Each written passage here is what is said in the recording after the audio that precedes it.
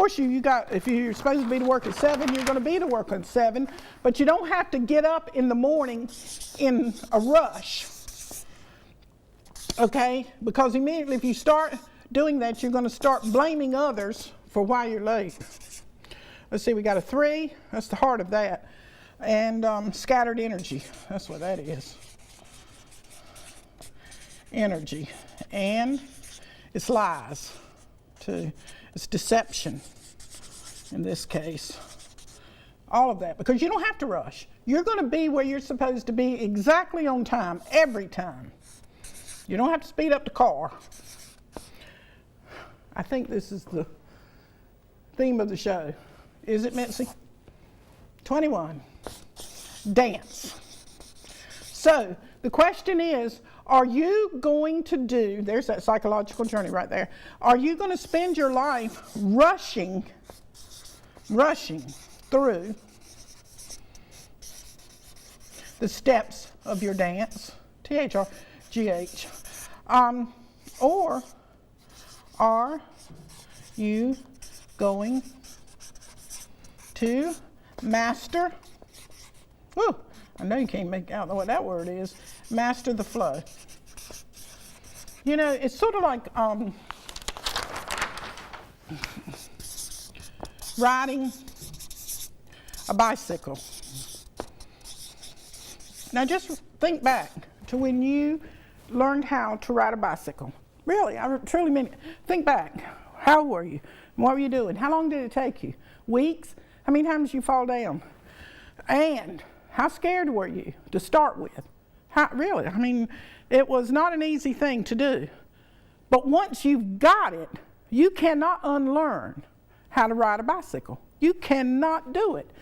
But there again, you think you are riding the bicycle. You don't know of all of the elements that are involved. The balance, the speed, you know, the velocity, and all of the wind currents, and everything that is, I mean, it gets into a lot of quantum physics, which is a favorite subject of mine. Enjoyable to read, difficult to explain. But when you got that task of riding that bicycle, you know, you felt great. You had a sense of that freedom, this dancing we're talking about. And you were able to go and to do, and this is what I'm talking about.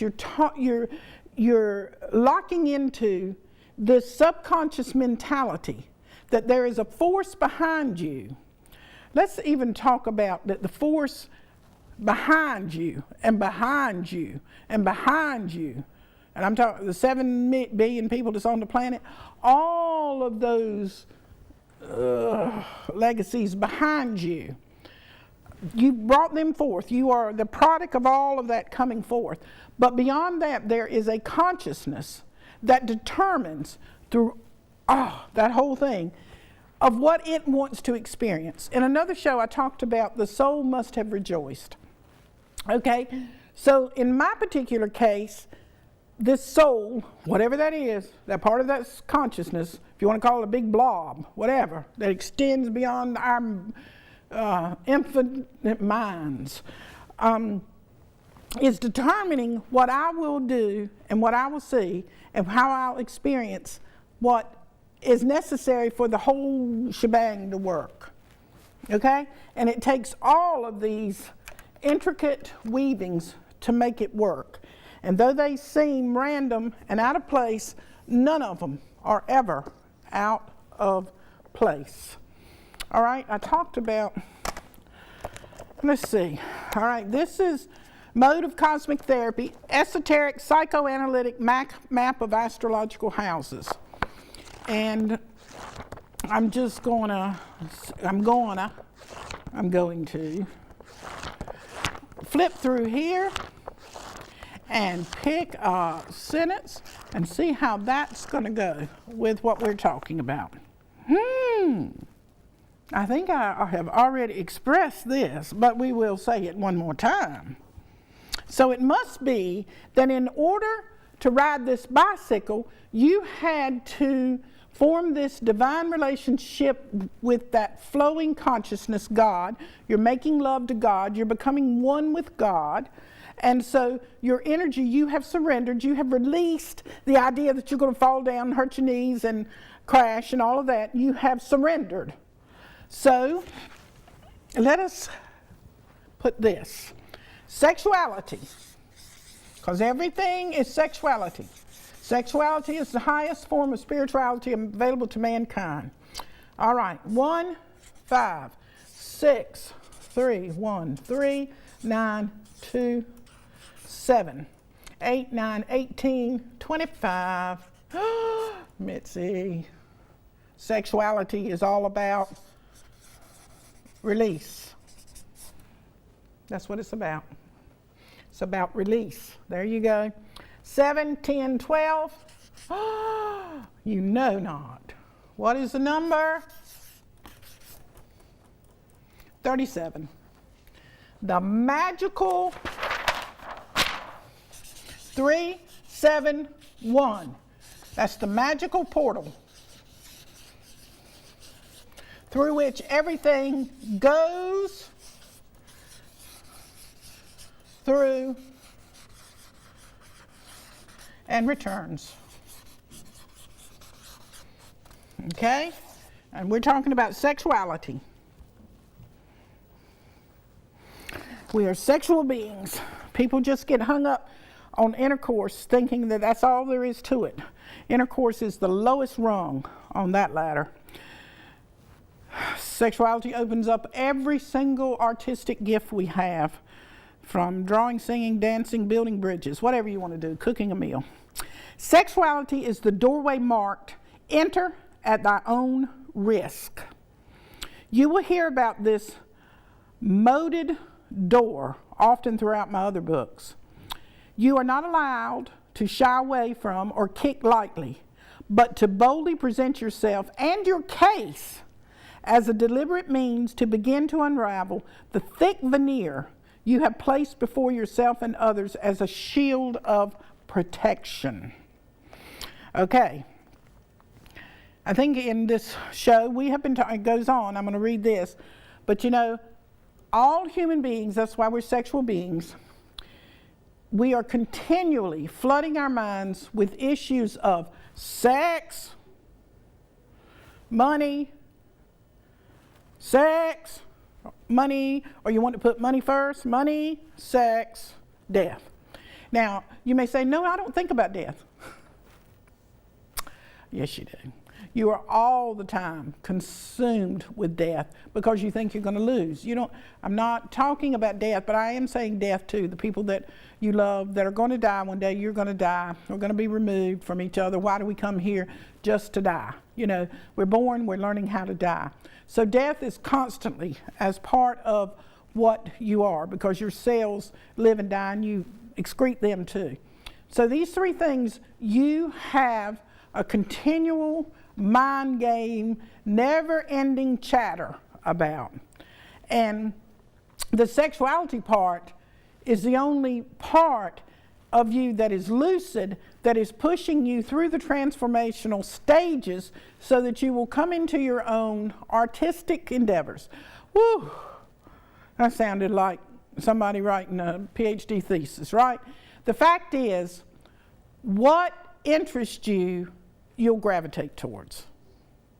If you are attuned to the natural flow and if you'll surrender to what it is that your soul is trying to speak to you about. You're surrounded with it all the time. You can't get away from it. According to traditional astrology, I must be in the 8th house. The eighth house is the precarious domain of sex, death, and money.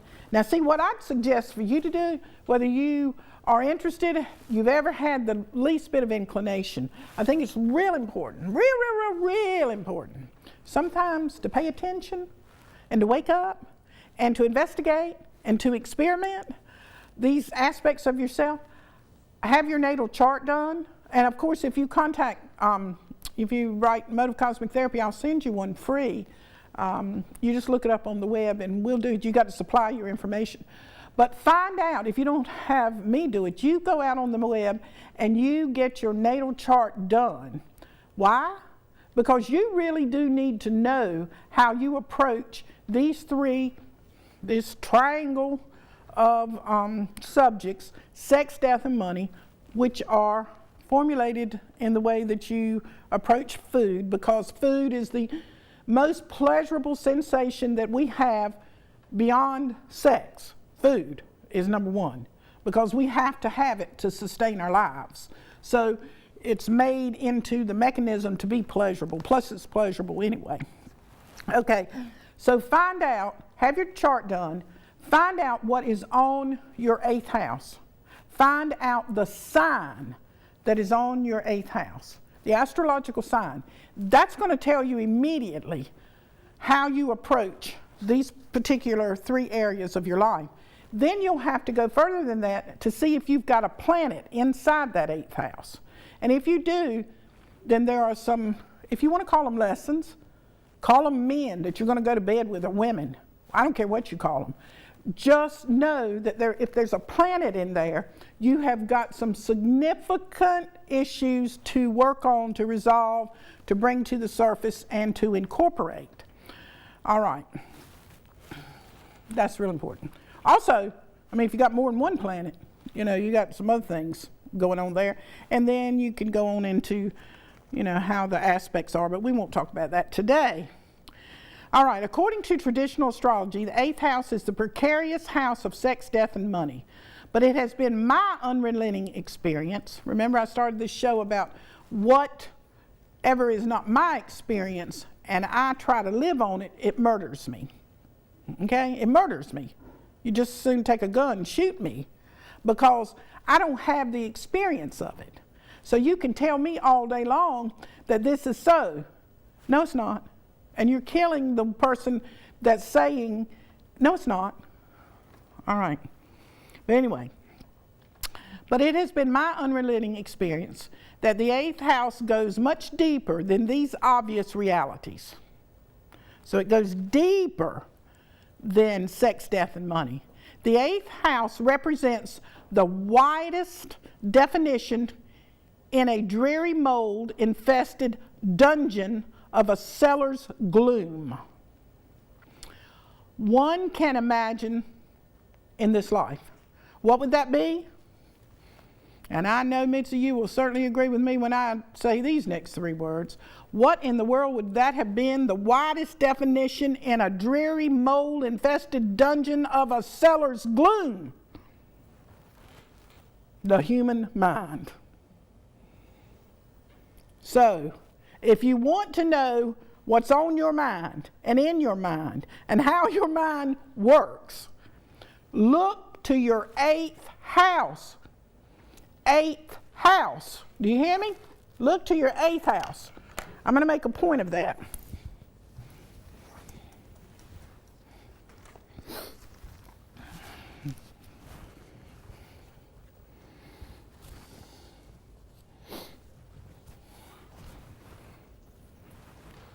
Okay. In what city could I have possibly been in wearing this hat? In what city am I in now wearing this hat? I did not leave this chair except to change hats. And who would formulate the cities to begin with? This human mind. And yet, we are constantly dressing up the outside of our bodies, either trying to hide what's in our mind or to show something that's not in our mind. All right, but let's go back. The 8th house, I'm going to read it again. The 8th house represents the widest definition in a dreary, mold-infested dungeon of a cellar's gloom that one can possibly imagine, the human mind. But at this same time, no, it says but at the same time, it is the most fortuitous vault. I love that. This ties into another show, you know, that I did that was about opposite, everything is opposite. So this mind that seems to drive us crazy and just defeats us and murders us and all those things, you know, that we can't never shuts up.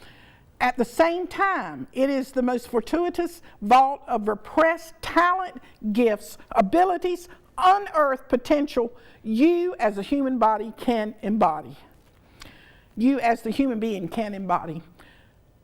So when we are saying, oh, you know, this, and the whole world is run on trying to go get medication to try to calm this mind down or dull the mind or numb the mind, or, you know, instead of doing that, how about toil the soil of the mind? But you can't possibly do that until you learn they're just symbols. That's all astrology is. Don't take it so serious. You know, you say, that's not possible. Yes, it is possible. Use anything you can to get to the inside of your mind and what makes you do and say and be who you are. If astrology works, work it. But at the same time, it is the most fortuitous vault of repressed talent, gifts, abilities, unearthed potential you as a human being can embody. The trick is to slay the habitually entrenched demons. Converse them, if you will. And the reason they're demons, and I'll call them demons, because you, don't take me seriously, you created them along the way because you fed them. So as a means of protection, you didn't want to be hurt. You didn't want to be disappointed. So you fed these things inside of yourself, making it so that you would distance yourself from some people, or you wouldn't disclose certain things to some people because you felt like if you did, it opened you up, and then you'd be gobbled up. So these demons that are in here that are torturing you, you fed them all these years. You fed them and said, yeah, that's true, that's true, that's true. So they have to come back out inside of your mind and say, no, don't do that. That's one of those words you're supposed to give up. Remember from the other show? Wait a minute. The trick is to slay the habitually entrenched demons, coerce them, if you will, in order to unlock the gate and retrieve the artistic wealth. You are the rightful heir to the storehouse of untold treasure, not them. Every self-created beast, demon, relic, ghost, uninhabited spirit, excuse me, poltergeist from fairy tales, most cherished denied desires, obsessions, neuroses, paranoid delusions,